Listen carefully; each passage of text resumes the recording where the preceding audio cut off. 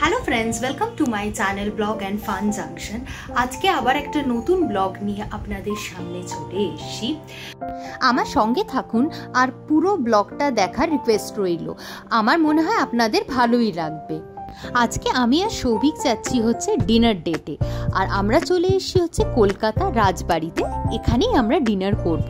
লোকেশনটা ডেসক্রিপশনে দেওয়া আছে, আপনারা চাইলে দেখে নিতে পারেন।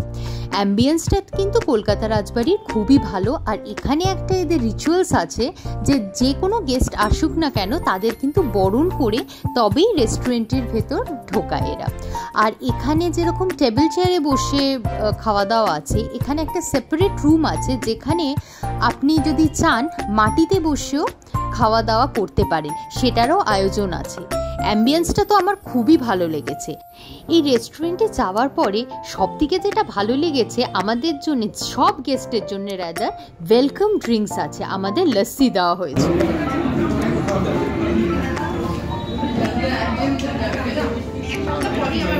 ওয়েলকাম ড্রিঙ্ক আসার সঙ্গে সঙ্গে আমাদের ওয়েলকাম ড্রিঙ্ক দিয়েছে লস্যি।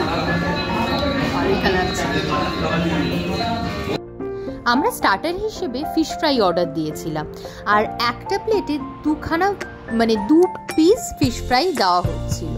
তো বেশ ভালোই লাগছে তো দেখে। এবার ট্রাই করে তবেই আমি আপনাদের রিভিউ দিতে পারবো কেমন খেতে। কেমন? দারুণ খেতে, খুব ভালো। একটা জিনিস এই রেস্টুরেন্টের আমার খুব ভালো লেগেছে, এখানে যা ওরা প্লেট বলুন বাটি বলুন সব কিছু কিন্তু মাটির, আর তার উপরে আবার কলা পাতা বেছানো।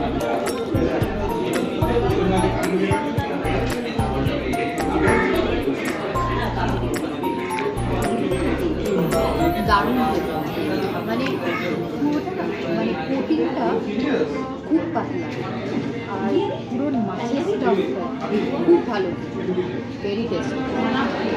এটা আমাদের স্টার্টার।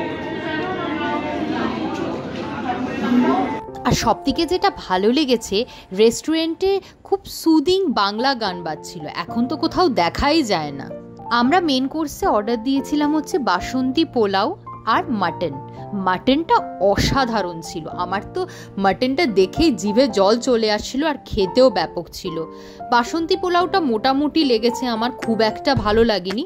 এখানে কিন্তু নানা রকমের থালিও পাওয়া যায়, যেহেতু আমরা দুজনে অত খেতে পারবো না বলে আমরা সেপারেটভাবে বাসন্তী পোলাও আর মাটন নিয়েছিলাম। আমার ব্লগ যদি আপনাদের ভালো লেগে থাকে, লাইক, শেয়ার অ্যান্ড সাবস্ক্রাইব, আর কিপ ওয়াচিং।